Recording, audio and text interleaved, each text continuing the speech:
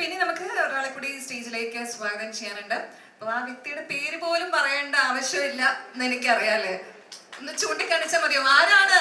ആരെയാണ് വിളിക്കാൻ പോകുന്നത് നമ്മള്? The one and only Dhyan.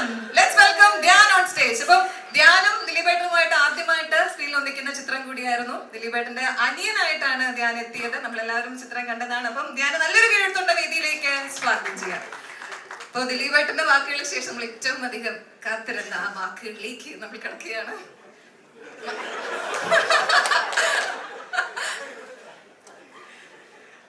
അപ്പൊ എന്തൊക്കെയോ സംഭവിക്കാൻ പോകുന്നുണ്ട് ഇവിടെ. എല്ലാരും റെഡിയല്ലേ?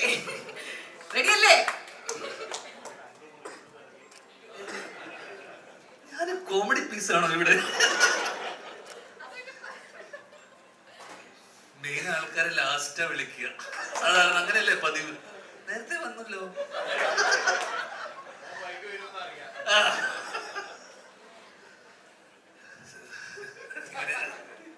സീരിയസ് ആയിട്ടൊന്നും സംസാരിക്കാൻ അറിയില്ല. എന്നാലും ഒരുപാട് സന്തോഷം. ചുളുവിലൊരു ഹിറ്റ് കിട്ടി.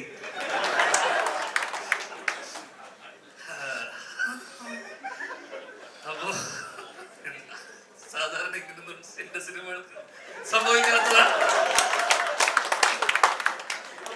അതൊരു അത്ഭുതമാണ്.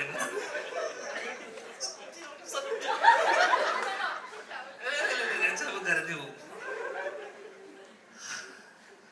നമ്മുടെ ഞാനും ബിൻഡോയും ഷാരിസും ലിസ്റ്റിനൊക്കെ 80s കിഡ്സ് ആണ് പറഞ്ഞു വരുമ്പോ. അല്ല നീ കുറച്ച് 90 അല്ലേ? എന്നാലും അടുത്തുണ്ട്. അപ്പൊ നമ്മളൊക്കെ ഓണക്കാലം അല്ലെങ്കിൽ വിഷുക്കാലം എന്നൊക്കെ പറയുന്നത് ലാലേട്ടന്റെയും മമ്മൂക്കയുടെയും സിനിമകൾക്കപ്പുറം ഒരു വിഷുക്കാലത്തൊക്കെ പോയിട്ട് പേപ്പറിൽ വലിയ ഇന്ന് മുതൽ നാളെ മുതൽ എന്നൊക്കെ വന്ന് നോക്കുമ്പോൾ നമ്മൾക്ക് ഏറ്റവും കാണാൻ ആഗ്രഹിക്കുന്ന, അല്ലെങ്കിൽ ഞാൻ തിയേറ്ററിൽ എൻ്റെ ഓർമ്മയുള്ള സിനിമകൾ, തിയേറ്ററിൽ പോയി കണ്ട് എൻ്റെ മനസ്സിലുള്ള സിനിമകൾ എന്ന് പറയുന്നത് തെങ്കാശിപട്ടണം, മീശമാധവൻ, പിന്നെ ഇതൊക്കെയാണ് നമ്മുടെ ചെറുപ്പകാലത്തുള്ള തിയേറ്റർ ഓർമ്മകളുള്ള സിനിമകൾ. അപ്പോൾ സ്വാഭാവികമായിട്ടും ദിലീപേട്ടന്റെ സിനിമ കാണാൻ, അല്ലെങ്കിൽ ആൾക്കാർ ആർത്തുല്ലസിച്ച് ചിരിച്ചു മറിഞ്ഞ്, അല്ലെങ്കിൽ നമ്മളൊക്കെ ചെറുപ്പം മുതലേ എന്താ പറയണ്ടേ, അദ്ദേഹത്തിന്റെ സിനിമകൾ കാണുമ്പോൾ നമുക്ക് കിട്ടുന്ന ഒരു എനർജി, അല്ലെങ്കിൽ ആ ഒരു ചിരി ചെറുപ്പം മുതലേ നമ്മൾ കാണുന്നതാണ്. അപ്പൊ നമ്മള് ഹ്യൂജ് ഫാൻ ബോയ് ആണ്. അപ്പൊ അദ്ദേഹത്തിന്റെ 150ാമത്തെ സിനിമയിൽ നമ്മളും ഭാഗമാവുന്നു, അല്ലെങ്കിൽ അതൊരു നിയോഗം പോലെ, അല്ലെങ്കിൽ അതൊരു ഭാഗ്യമായി എനിക്ക് തോന്നുന്നു. കാരണം ബിൻഡോ അല്ലെങ്കിൽ നമ്മളെല്ലാവരും അദ്ദേഹത്തിന്റെ ഫാൻസ് ആണ്. അപ്പം ഈ 150ാമത്തെ സിനിമയിൽ എത്തുന്ന സമയത്ത് ഞാൻ ഇതിന്റെ തുടക്കത്തിൽ ഞാൻ 10 ദിവസം ഉണ്ടായിരുന്നുള്ളൂ. 10 ദിവസത്തിനിടയിൽ എനിക്കത് കഴിഞ്ഞിട്ട് പോവാൻ അടുത്ത വേറെ സിനിമകൾ ഇടയിലുള്ളത് കൊണ്ട് എനിക്കത് പോകണം. അപ്പോൾ ഞാൻ ബിൻഡുവിനോട് പറഞ്ഞു, ഞാൻ ഈ കുറച്ച് ദിവസമേ ഉള്ളൂ, ഇത്രയൊക്കെ ഉള്ളൂ എന്ന് പറഞ്ഞു. അങ്ങനെ പാതി വഴി എന്നെ കാനഡയ്ക്ക് പറഞ്ഞയച്ചു, ഇത്രയും ദിവസത്തിൽ ഉള്ളത് കൊണ്ട്. അപ്പൊ ഞാൻ ഈ പോണ്ട തിരക്കിലാണ്. എപ്പോഴും വന്നു കഴിഞ്ഞാൽ അങ്ങ് പോണം. അപ്പൊ ഞാൻ കാണുന്നതെന്ന് വെച്ച് കഴിഞ്ഞാൽ ദിലീപേട്ടൻ ഓരോ ദിവസം വന്നു കഴിയുമ്പോൾ ഓരോ സീനിലും എന്തെങ്കിലും കോമഡി ഉൾപ്പെടുത്താൻ വേണ്ടി, അല്ലെങ്കിൽ എന്നോട് വന്നിട്ട് ചോദിക്കും ദിലീപേട്ടൻ, എടാ ഇതിന്റെ ഒടുക്കത്തിൽ എന്താ പറയാ, എന്തെങ്കിലും ചിരിപ്പിക്കാൻ വേണ്ടി. ഞാൻ വിചാരിക്കും, ഇതെന്തിനാണ് എന്നോട് ചോദിക്കുന്നത്? എപ്പോഴും ഞാൻ എന്റെ അവസ്ഥ എന്ന് വെച്ചാൽ അക്കരയില് അച്ഛനൊരു തൂണും ചാരി നിന്നിട്ട് പോപ്കോൺ കഴിക്കുന്ന സീനുണ്ട്. ഇത് അഘോരാത്രം ആ സീൻ ഇങ്ങനെ ആലോചിച്ച് എന്നിട്ട് എന്നെ ഓടി വന്നിട്ട് എന്നെ നോക്കിയിട്ട് അടുത്ത് വന്നിട്ട് പറയും, എടാ അത് അവിടെ എന്താ പറയാന്ന് പറയുമ്പോഴേക്കും പെട്ടെന്ന് എന്നെ കണ്ടു കഴിഞ്ഞാൽ ഇവനോട് ചോദിച്ചിട്ട് അങ്ങനെ മാറിപ്പോകുന്നതും ഞാൻ കണ്ടു. അപ്പൊ ഞാൻ മാറിയെന്ന് ആലോചിക്കുക, എന്തിനാണ് ഷാരിസ് എഴുതി വെച്ചിട്ടുണ്ട്, അത് കൃത്യമായി ഇത് ചെയ്യുന്നുണ്ട്.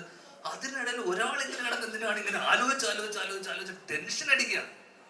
ആവശ്യത്തിനധികം ടെൻഷൻ വേറെ ഉണ്ടായിട്ട് പോലും ഇതിനിടയിൽ ഈ ടെൻഷനും കൂടെ എന്തിനാണെന്ന് ഞാൻ ഒരു ദിവസം പറയുന്നു, നമ്മൾ ഇത്രയും ആത്മാർത്ഥത വേണോ? അപ്പൊ ഇത് എന്ന് പറയുന്ന ഇവരുടെ ഒരു പ്രോസസ് അങ്ങനെയാണ്, ഇവരുടെ വർക്കിംഗ് അങ്ങനെയാണെന്ന് ഞാൻ. അപ്പൊ അതെനിക്കൊരു അത്ഭുതമായിരുന്നു. കാരണം നമ്മളൊക്കെ പോകുമ്പോൾ, ഞാനും ജോൺ ചേട്ടനൊക്കെ പോകുമ്പോൾ സാധാരണ വരിക, പൈസ വാങ്ങിക്കുക, ജോലി ചെയ്യുക പോവുക, അത്രയല്ലേ ഉള്ളൂ.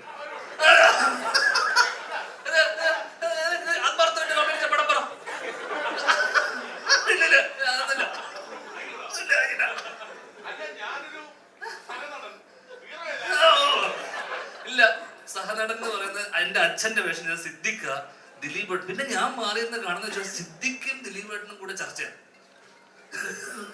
എടാ ഇത് പഴയ കാലഘട്ടത്തിലെ ആൾക്കാരാണ്. ഇവരുടെ കോമഡി അപ്പൊ എനിക്കാണെങ്കിൽ ഇവരുടെ കോമഡി മനസ്സിലാവുന്നില്ല. ഇവര് രണ്ടുപേരും മാറി മാറി ചിരിക്കുന്നുണ്ട്. അപ്പൊ ഷാരിസ് വന്നിട്ട് പറയും ഇവിടെ അത് വേണ്ട കേട്ടോ. ഇവര് രണ്ടുപേരും ചിരിച്ചു മറന്നതിന് ശേഷം ഷാരിസ് വന്നിട്ട് അത് വേണ്ട കേട്ടോ. അപ്പൊ ദിലീപേട്ടനും സിദ്ദിഖും ഇവരെന്താണ് ഈ കോമഡി മനസ്സിലാവാത്ത? കാലം മാറി, പഴയ സാധനം ഇപ്പൊ വേണ്ട.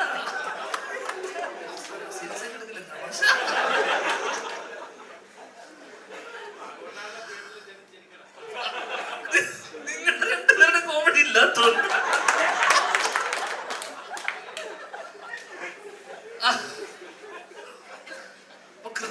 ഞാൻ കാണുന്ന വെച്ചാൽ ഇവര് രണ്ടുപേരും അപ്പൊ എന്നോട് ചോദിക്കുന്നത് നിർത്തി. 2 ദിവസം കഴിഞ്ഞപ്പോ ഇവൻ എന്തിനാ വന്നത് പുള്ളിക്ക് മനസ്സിലായി. ദിലീപേട്ടൻ എന്നോട് വന്നിട്ട് എടാന്ന് വരുമ്പോഴേക്കും മാറിപ്പോവും. പക്ഷെ പിന്നെ സിദ്ദിഖായിട്ട് ഇവര് ഒരു റാപ്പ് ഉള്ളതുകൊണ്ട് ഭയങ്കര ചർച്ചകൾ നടക്കുന്നു. ഷാരിസ് വരുന്നു, അത് വേണ്ടെന്ന് പറയുന്നു, ഒരു മാറി നിൽക്കുന്നു. അപ്പൊ അഘോരാത്രം അല്ലെങ്കിൽ ആ ഇവരുടെ ചർച്ചകൾക്കിടയിലും ഇവർ രണ്ടുപേരും അഘോരാത്രം ഇവരുടെ പ്ലാനുകളെ പൊളിക്കാൻ വേണ്ടി ഇവരുടെ ഒരു അജണ്ട ഞാൻ കണ്ടു അവിടെ. ഏത് അന്ന് ഡേറ്റിലായിരുന്നു, ഞാനല്ലേ.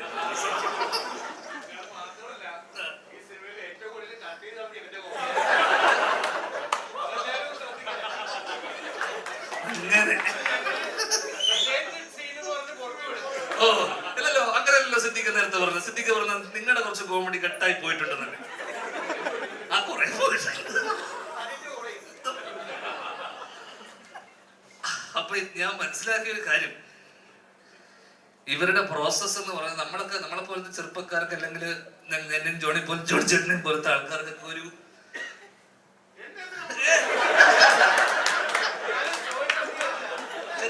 ചെറുപ്പക്കാർ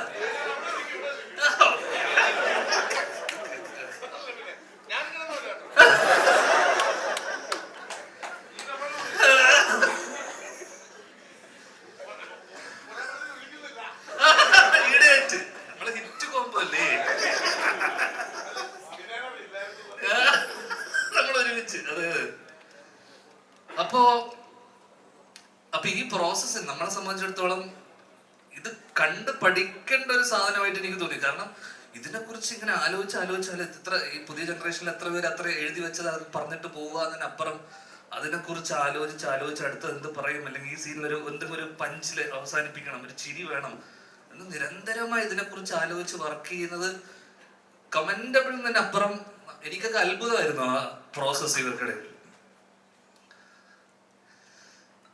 അടുത്തതായി പറയേണ്ടത് ഈ സിനിമ സംഭവിക്കാൻ കാരണമായിട്ടുള്ള പ്രധാനി, ഈ സിനിമയുടെ നിർമ്മാതാവ്.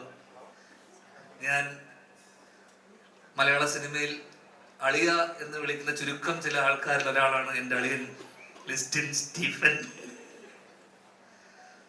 ഈ പടത്തിന്റെ പ്രമോഷന് ഉണ്ടോ അല്ലെങ്കിൽ ബിന്ദുവിനോട് ചോദിച്ചു ഈ പടത്തിന്റെ പ്രമോഷൻ ഒന്നും പരിപാടിയൊന്നും ഇല്ല. അപ്പം ദിലീപേട്ടൻ പറഞ്ഞു പ്രമോഷൻ ഒന്നും വേണ്ട, ഇന്റർവ്യൂ ഒന്നും കൊടുക്കണ്ട, സിനിമ നേരെ തിയേറ്ററിൽ കണ്ടാ മതി എന്നൊക്കെ അങ്ങനെ എന്നോട് പറഞ്ഞേ. അതൊന്നും വേണ്ട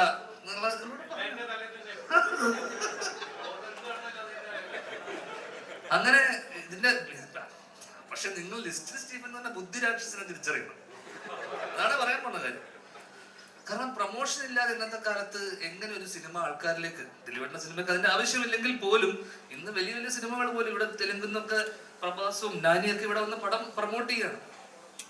അപ്പൊ ആൾക്കാരിലേക്ക് എത്താൻ ഈ സിനിമ പ്രൊമോട്ട് ചെയ്യാൻ ദിലീപേട്ടൻ ഈ പ്രീ റിലീസ് അല്ലെങ്കിൽ ഇന്റർവ്യൂസ് ഒക്കെ വേണ്ടെന്ന് പറഞ്ഞപ്പോ ലിസ്റ്റിൻ എന്ന് പറയുന്ന ബുദ്ധിരാക്ഷൻ തീരുമാനിച്ചു ഇതിനെ മാർക്കറ്റ് ചെയ്യണം, ഇതിനെ റീച്ച് വരുത്തും, എങ്ങനെ ഇതിനെ എത്തിക്കാം, മാർക്കറ്റിംഗ് സിംഹം. അങ്ങനെ ഒരു കള്ളക്കഥ നിലയാണ് പുള്ളി. അങ്ങനെ ഇതുപോലൊരു വേദിയിൽ അല്ലെങ്കിൽ ഇതുപോലൊരു ഇതിന് മുന്നേ ഉള്ളൊരു മീറ്റില്, മീഡിയന്റെ മീറ്റില്, ലോഞ്ച് ട്രെയിലർ ടീസർ ലോഞ്ചില്, മൂവി ലോഞ്ചില് അദ്ദേഹം ഒരു കമന്റ്, ഒരു മാലപ്പടക്കത്തിന് ഒരാൾ തിരികൊളുത്തിയിട്ടുണ്ടെന്ന്. സ്വാഭാവികമായിട്ടും ലിസ്റ്റിൻ സ്റ്റീഫന്റെ ഹൈദർ അലി അല്ലെ, അച്ഛന്റെ സ്ഥാനത്ത് കാണുന്ന ഹൈദർ അലി എന്നെ വിളിച്ചു ചോദിക്കുന്നു. കാരണം എടാ നിന്നെ ഉദ്ദേശിച്ചാണ്. കാരണം മാലപ്പടക്കം തിരികൊളുത്തി, സ്വാഭാവികമായിട്ട് പടക്കം മാല. ശരി, അങ്ങനെ ഞാൻ ഭയന്നു, ഞാൻ പേടിച്ചു. ഹൈദരലി വിളിക്കും, ഇന്ന് എത്ര തവണ വിളിച്ചു രാത്രി? 4. ഞാൻ തുരുതുരാ വിളി. ഞാൻ പറഞ്ഞു എന്റെ ഹൈദർക്ക അതൊരിക്കലും അങ്ങനെ ആവാൻ കഴിയില്ല. അല്ലല്ലല്ല, ഇത് അങ്ങനെയല്ല, ഞാൻ തുടങ്ങിക്കഴിഞ്ഞു എന്ന് പറഞ്ഞ അവിടെ ലാപ്ടോപ്പ് വെച്ചിരിക്കുക സാധനം. അത് തോടാവാത്ത ലാപ്ടോപ്പ്, അതിന് ഡിസ്പ്ലേ ലൈറ്റ് ഒന്നും ഇല്ല, വർക്കാവാത്തൊരു ലാപ്ടോപ്പ് വെച്ചിട്ട് പേന വെച്ചിരിക്കുക. ഞാനിത് സ്റ്റോറി ചെയ്ത് തുടങ്ങി. ഞാൻ രാത്രി ഇതാന്ന് പറയുന്നത് ഞാൻ എന്റെ പേരും വെച്ചിട്ട്. അങ്ങനെ പിറ്റേ ദിവസം ഈ സംഭവം, അല്ലെങ്കിൽ ഞാൻ ആളിനെ രാവിലെ തന്നെ വിളിച്ചു. അളി എന്താ ഈ സംഭവം എന്നൊക്കെ പറഞ്ഞപ്പോഴേക്കും അതൊക്കെ സംസാരിച്ചു കഴിഞ്ഞു. അപ്പൊ എനിക്ക് പറയാനുള്ളത്, ആ പ്രമുഖ നടൻ വേറെ ആരും അല്ലാതെ ഞാനാണ്.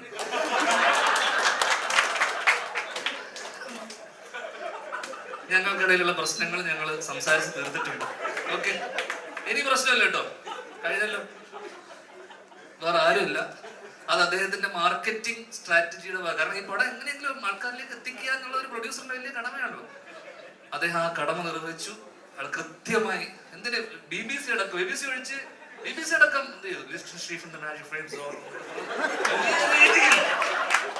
എവിടെയോ എത്തി അതിന്റെ ഒരു. അപ്പം നിങ്ങൾ ഒരുപാട് ഉയരത്തിലാണെന്നും നിങ്ങൾ പറയുന്ന ഓരോ വാക്കും ഹൈദർ അലി ഉൾപ്പെടെ പലരും ശ്രദ്ധിക്കുന്നുണ്ടെന്ന് നിങ്ങൾ ശ്രദ്ധിച്ചു. അപ്പൊ പറഞ്ഞു വന്നത്, ഈ സിനിമ ബിൻഡോ ഹാരിസ് പറഞ്ഞൊരു സാധനം ഞാൻ ഇന്റർവ്യൂവിൽ ഒരു ഇതിനകത്ത് കേട്ട കാര്യം എന്ന് വെച്ചാൽ, ലിസ്റ്റിനില്ലെങ്കിൽ ഈ സിനിമയില്ല. കാരണം മാജിക് ഫ്രെയിംസ്, എനിക്കൊരു 10-12 വർഷത്തെ പരിചയമാണ് അളിയനുമായിട്ട്. 2014 ട്രാഫിക് എന്ന് പറഞ്ഞ ഏറ്റവും പ്രായം കുറഞ്ഞ പ്രൊഡ്യൂസർ എന്ന് പറഞ്ഞിട്ടാണ് നമ്മൾ ആദ്യമായിട്ട് ലിസ്റ്റിനെ അറിയുന്നതും. അപ്പൊ അച്ഛൻ്റെ സിനിമയാണ് ട്രാഫിക്. അപ്പൊ ആരാണ് ലിസ്റ്റിൻ? പേരിൽ തന്നെ ഉണ്ട് ഒരു ഗുമ്മ്, പേരിലാണ് പകുതി. അപ്പൊ ഈ പേര് എവിടെയോ. അപ്പൊ ആദ്യമായിട്ട് ഞാൻ ഈ പേര് കേൾക്കുന്നതും ലിസ്റ്റിൻ സ്റ്റീഫ് എന്ന് പറയുന്ന അച്ഛൻ്റെ വായിൽ നിന്നാണ്. മലയാള സിനിമയിൽ ഇത്രയും വർഷം, 15 വർഷത്തോളം ഇങ്ങനൊരു ബാനർ, എത്രയോ ഒരു ഡസനോളം പുതിയ സംവിധായകർക്ക് അവസരം കൊടുക്കുന്നു. പുതിയ എന്താ പറയണ്ടത്, തിയേറ്ററുകൾ, സിഫ എന്ന് പറഞ്ഞ ഇൻസ്റ്റിറ്റ്യൂട്ട്, ഏറ്റവും കൂടുതൽ സക്സസ് റേറ്റ് ഉള്ള ഒരു ബാനർ. അപ്പൊ എനിക്ക് ഏറ്റവും എടുത്തു പറയേണ്ട കാര്യം എന്ന് വെച്ച് കഴിഞ്ഞാൽ, പുതിയ തലമുറയിലുള്ള ചെറുപ്പക്കാർക്ക്, അല്ലെങ്കിൽ ബിൻഡോനെ പോലെയും അവരുടെയൊക്കെ സ്വപ്നങ്ങളുടെ കൂടെ നിന്ന ഒരു പ്രൊഡ്യൂസറാണ്. കാരണം ഹാരിസ് പറഞ്ഞ കാര്യമാണ്, കാരണം ലിസ്റ്റിനില്ലെങ്കിൽ ഈ സിനിമയില്ല. ലിസ്റ്റിൻ സ്റ്റീഫിന് വലിയൊരു കൈയടിയാവാം എന്ന് എനിക്ക് തോന്നുന്നു. പറയേണ്ടതൊക്കെ പറഞ്ഞില്ല, ഒക്കെ അടിച്ചിട്ടുണ്ട്. അവസാനമായി പറയേണ്ടത് ബിൻഡുവിനെ കുറിച്ചും ഹാരിസിനെ കുറിച്ചുമാണ്. കാരണം ഈ കഥ എനിക്ക് തോന്നുന്നു ദിലീപേട്ടൻ്റെ അടുത്തൊക്കെ പറയുന്നതിന് മുന്നേ എന്നോട് കഥ പറഞ്ഞാണ്. പ്രിൻസ് ആയിട്ടല്ല, അന്നും ജിൻസനായിരുന്നു. അപ്പൊ അന്ന് ആരാണ് പ്രിൻസ് എന്നുള്ള ചർച്ചകൾക്കിടയിൽ ദിലീപേട്ടൻ വരുന്നുള്ളത് നമ്മൾ സ്വപ്നത്തിൽ പോലും അന്ന് ചിന്തിക്കുന്നില്ല. കാരണം ദിലീപേട്ടനൊക്കെ ഈ സിനിമയിൽ വരുമോ, അല്ലെങ്കിൽ അവിടം വരെ എത്തുമോ, അതിനൊക്കെ സാധിച്ചത് മാജിക് ഫ്രെയിംസ് ഇല്ലെങ്കിൽ ഇതൊന്നുമില്ല. അപ്പൊ ബിൻഡോയുടെ ഏറ്റവും വലിയ സ്വപ്നം, കാരണം ബിൻഡോ ജനഗണമന, ഹാരിസ് എഴുതുന്നു ജനഗണമന, ക്വീനില് ബിൻഡോ ഉണ്ടായിരുന്നു, നെയ്മർ, അല്ലെങ്കിൽ അപ്പൊ ബിൻഡോന്റെ ജീവിതമാണ് ഈ സിനിമയിലെ പകുതി. ബിൻഡോ പറഞ്ഞ കഥ പറഞ്ഞപ്പോ എന്നോട് പറഞ്ഞ ദിലീപേട്ടൻ പറഞ്ഞ കഥ, മൂത്ത സഹോദരൻ ബാക്കി അനിയന്മാരൊക്കെ കല്യാണം കഴിച്ചു പോയി. അപ്പൊ ഞാൻ ബിൻഡോ അതിനിടയിൽ കല്യാണം കഴിച്ചു എന്ന് പറഞ്ഞല്ലോ. ഞാൻ ബിൻഡോനോട് പറഞ്ഞു, നീ ഈ കല്യാണം ഇപ്പൊ കഴിച്ചോ, പടം ഇറങ്ങുന്നതിന് മുന്നേ കഴിക്കുന്നതാണ് സേഫ് എന്ന് പറഞ്ഞ ആളാണ് ഇവിടെ ഇരിക്കുന്നത്. അപ്പൊ എന്നോട് പറഞ്ഞു, ഞാൻ ഇപ്പൊ പെട്ടെന്നൊരു കല്യാണം, കാരണം സിനിമ നടക്കുന്നതിനിടയിൽ ഒരു കല്യാണം. അപ്പൊ പറഞ്ഞു, സിനിമയല്ലേ അല്ലേ, എപ്പോഴും എന്താന്ന് നടക്കുമെന്ന് പറയാൻ പറ്റില്ല, പക്ഷെ ധൈര്യമായി ഇനി പെണ്ണുവീട്ടിൽ പോയിരിക്കാം, താമസിക്കാം. വലിയ വിജയം. ഈ ഒരു വിജയം ഇവരുടെ എല്ലാവരുടെ ഒപ്പം ഷെയർ ചെയ്യാൻ കഴിഞ്ഞതിൽ ഒരുപാട് സന്തോഷം. അവസാനം ഒടുക്കം പറയാനുള്ളത്, ദിലീപേട്ടൻ തുടരും, ലിസ്റ്റിൻ സ്റ്റീഫനും തുടരും, ജോണി ചേട്ടൻ തുടർന്നോണ്ടേ ഇരിക്കുകയാണോ, വീട്ടിലിരിക്കുക. എനിക്ക് അറസ്റ്റ് ആവാം. പിന്നെ പലരും ആഗ്രഹിക്കുന്നുണ്ട് ഒരു കാര്യം. എൻ എഫ് വർഗീസ് ഏട്ടൻ ആഗ്രഹിച്ചു, ഉണ്ണിയേട്ടൻ ആഗ്രഹിച്ചു. അച്ഛൻ വീട്ടിലിരിക്കുന്നതാണ്, അതുകൊണ്ടാണ് കൂടെ ഇരിക്കാൻ. അപ്പോ എനിക്ക് പറയാനുള്ളത്, ഒരുപാട് പഴയ വർഗീസേട്ടൻ, ഒടുവിൽ ഉണ്ണികൃഷ്ണൻ, നരേന്ദ്രപ്രസാദ്, ഒരുപാട് പേര് ആഗ്രഹിച്ചു നിങ്ങളൊരു സംവിധായകനായി കാണണമെന്ന്. ഞാൻ ഇന്ന് ആഗ്രഹിക്കുകയാണ്, വീണ്ടും നിങ്ങൾ അഭിനയം അവസാനിപ്പിച്ച് എന്നത്തേക്കും തിരിച്ച് സംവിധാനത്തിലേക്ക് വരണം. CID മൂസ 2 ഉണ്ടാവും. ഉണ്ടാവും. ഉണ്ടാവും. ഇതാണ് CID മൂസ 2 ഇവിടെ അനൗൺസ് ചെയ്യപ്പെടുകയാണ്. കഴിഞ്ഞു. ഒരുപാട് സന്തോഷം. Thank you. വലിച്ചു കിട്ടുന്നില്ല. Thank you so much. Thank you. ഒറ്റ മിനിറ്റ്. എന്തായാലും എല്ലാവർക്കും ഉള്ളത് കൃത്യമായിട്ട് വിഹിതമൊക്കെ വെച്ച് നൽകിയിട്ടുണ്ട്. അപ്പൊ എല്ലാവരും ഹാപ്പി അല്ലേ? ഹാപ്പി അല്ലേ എല്ലാവരും? കഴിഞ്ഞിട്ടില്ല, ഒന്ന് നിക്കണേ.